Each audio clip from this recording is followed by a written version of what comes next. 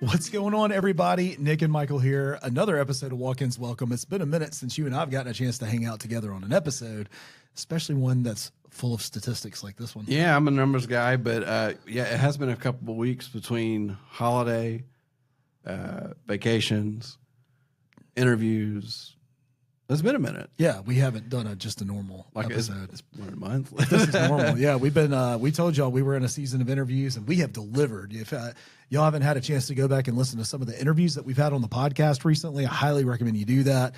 We've had some really good ones. I'm not even going to mention names because I don't want to call out the wrong person or the right person. Oh, yeah. You know, I just want to make sure that, you know, the content that's been on lately has been really, really strong.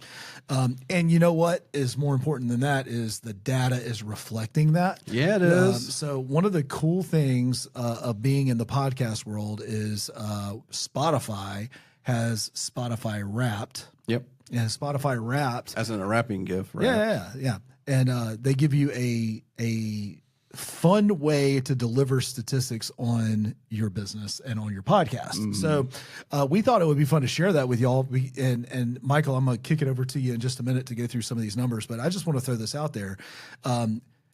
You guys have just been incredible this year. You have been engaging. We've gotten more reviews. We've received more feedback in the form of emails, followers, more everything.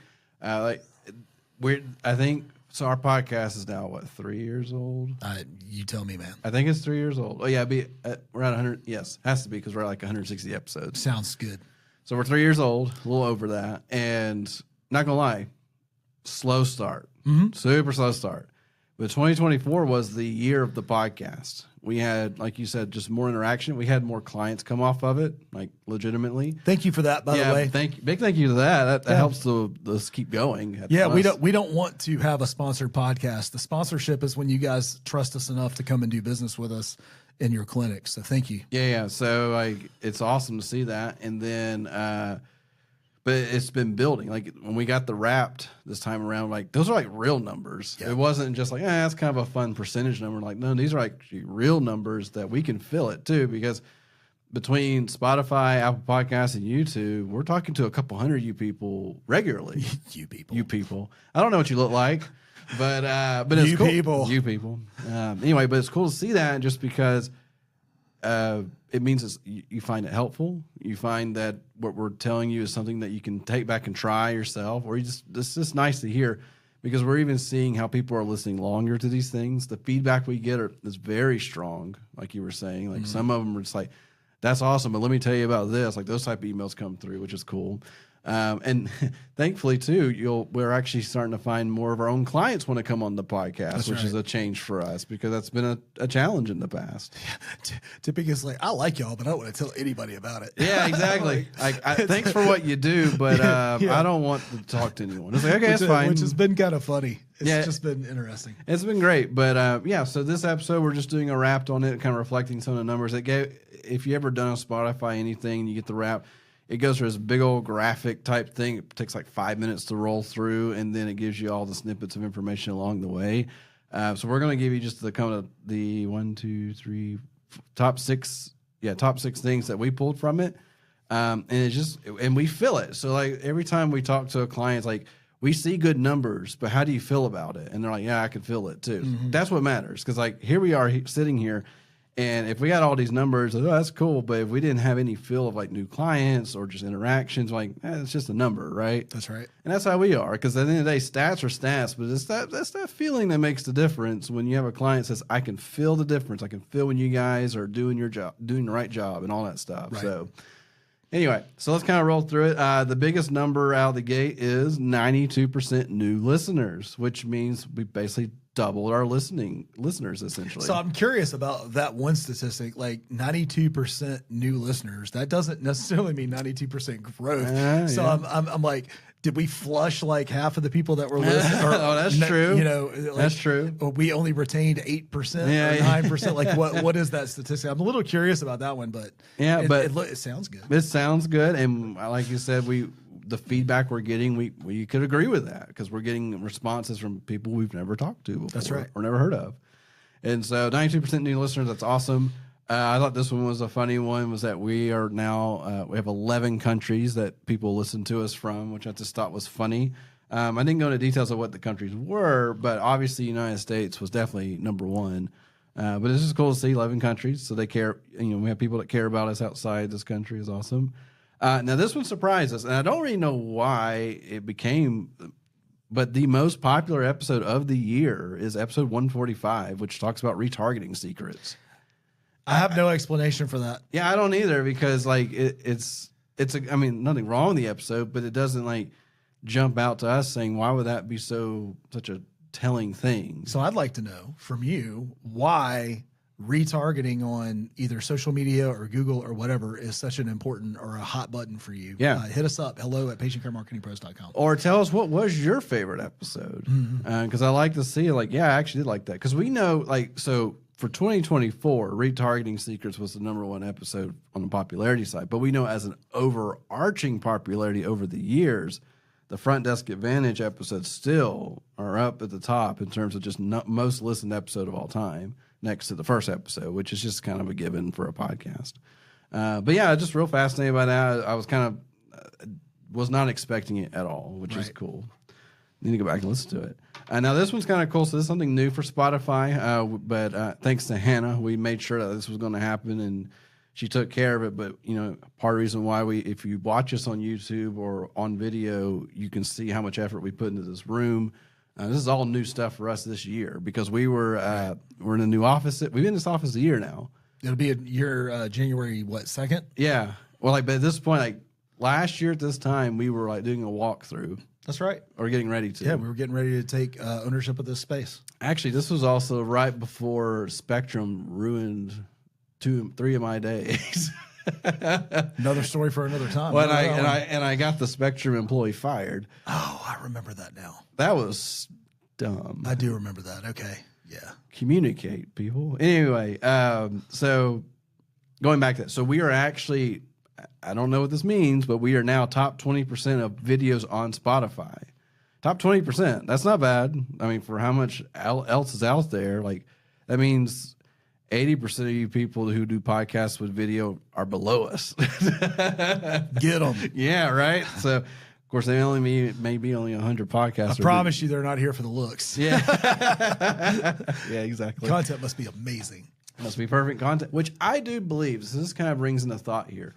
So in the world of social media, we were talking about this the other day, how the influencer world is dying. Like thank God. Yes. Like, sorry, influencers, but there's a frustration there.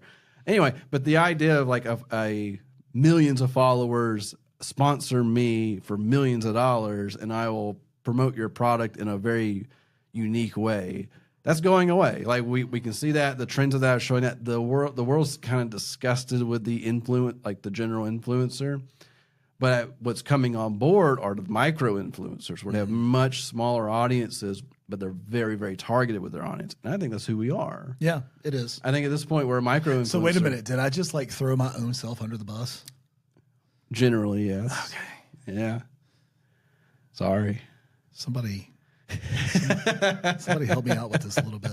But anyway, so but I was thinking about that the other day. I was like, I mean, we're technically a micro influencer. We have a couple 100+ followers. We have interaction with them. We technically make money based on this platform that we're on, from the standpoint of clients do reach out to us. Like we just had somebody sign up last month that was just purely a podcast. Okay, so I'm gonna explain myself. All right, you had to think about it, right? Well, I do, because you're right, which is a good thing. You're right more often than I am, which is irritating, but that's okay. I speak a lot less. Yeah, that's not a bad. Why don't you just go grab the sword off the wall and stab me with it? I already stabbed. You already stabbed my face with it. Anyway, I've got some people that I know that have been trying to be influencers. That I'm just like I'm not going to say I'm friends with. Like them. locally? I know. Yeah, they're local. Okay. And their house just burned down. Oh. And I know that sucks. That does suck. And I want to feel sorry. Uh-oh. But they've raised $50,000 on a GoFundMe because they're little micro influencers, and and they're like just walking through every single day. They're shooting like 5 videos, just walking through their rubble. Feel sorry for me. Yeah. And I do, but I know why they're doing it. Yeah. Does that? Yeah. So because of their motive behind it, it frustrates me that they're doing it. Yeah. It seems insincere. Well, they have home insurance. Okay. What are you raising $50,000 for a GoFundMe for? Yeah. So that's the part I don't follow is like in those scenarios, like, yes, it's horrible that your house burnt down, flooded, whatever. But generally speaking, if you have a mortgage, you have homeowners insurance. Like you're not allowed to not have a mortgage. Like that's there's a reason for it.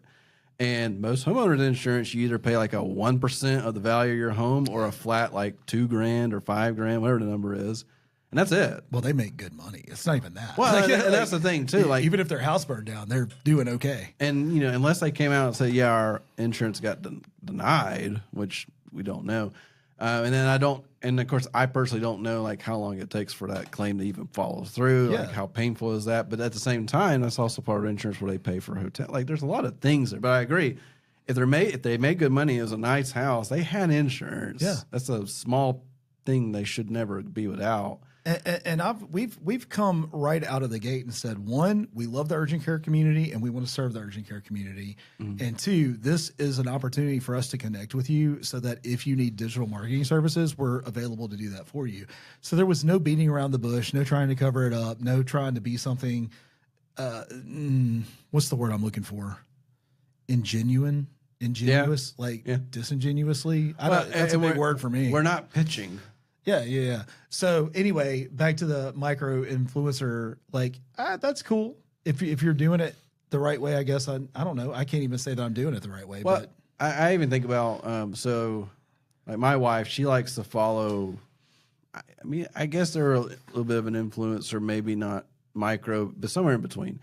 But they're like cleaning hacks. Like they just want to present cleaning hacks to you guys. Like that's cool. Like, here's some cooking. Here's something I'm passionate about. I want to share with people, and if I make money off of it, cool. But when you have those people, like we know somebody in our church community that they fell into an MLM.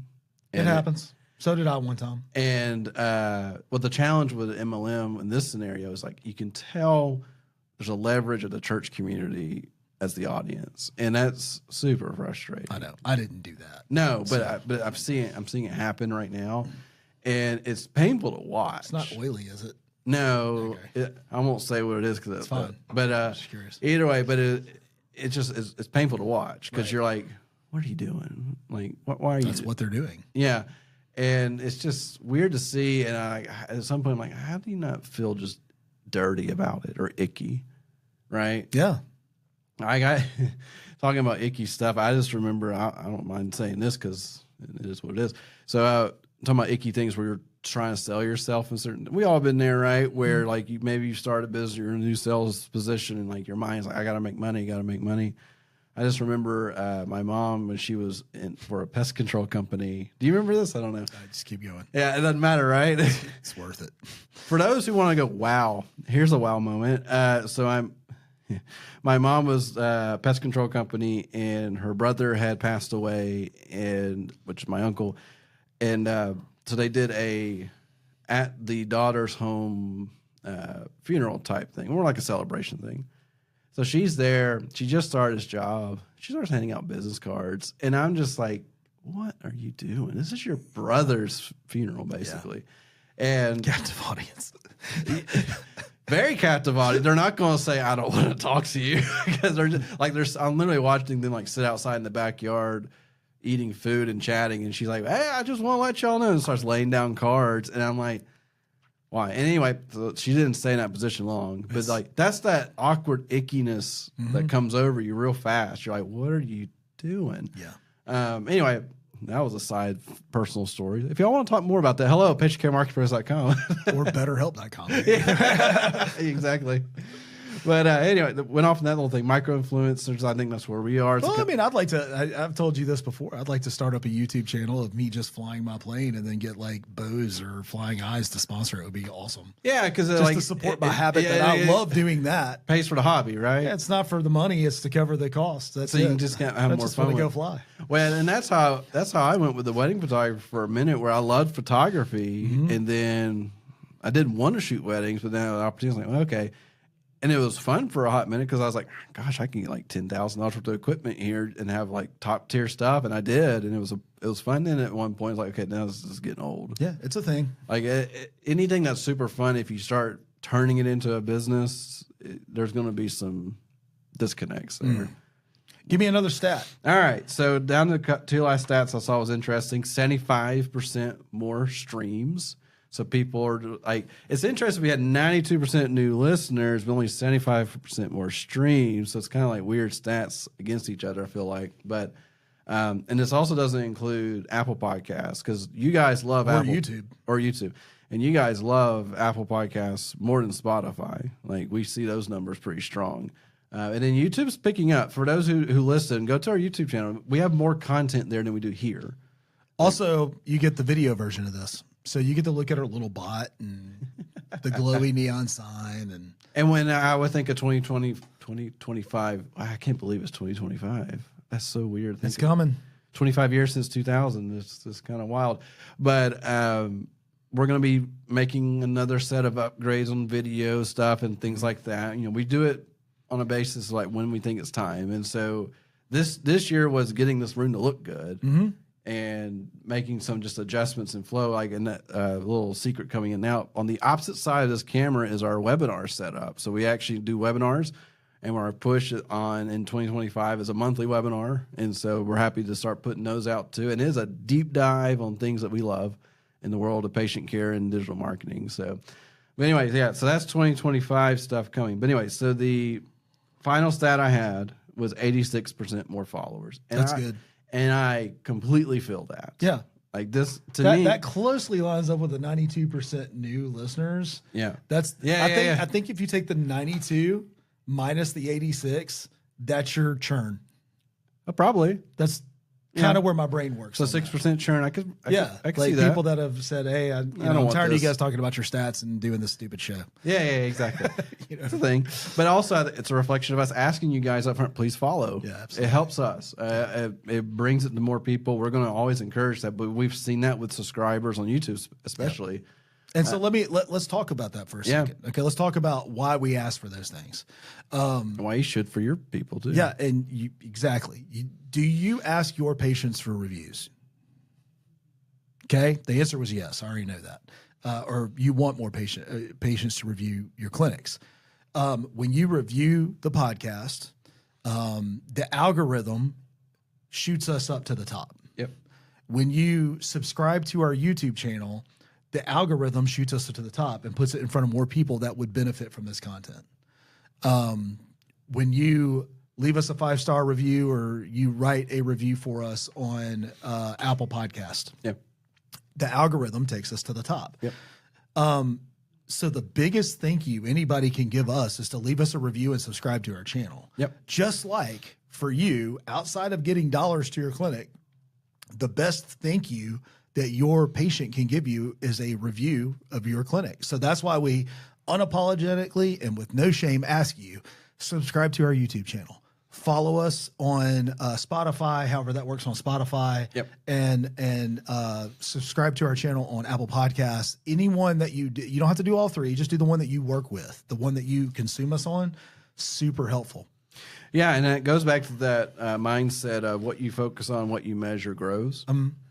And that was our big focus this year was build up the quality of our podcast, which we did. That's right. We did from a combination of a visual standpoint, and then just the content itself has grown. We got really nice interviews that came through this year. Absolutely. Very high-end stuff, which was great, more to come in 2025. We already have somebody already set up in January. So and we're supposed to have our first in-studio guest.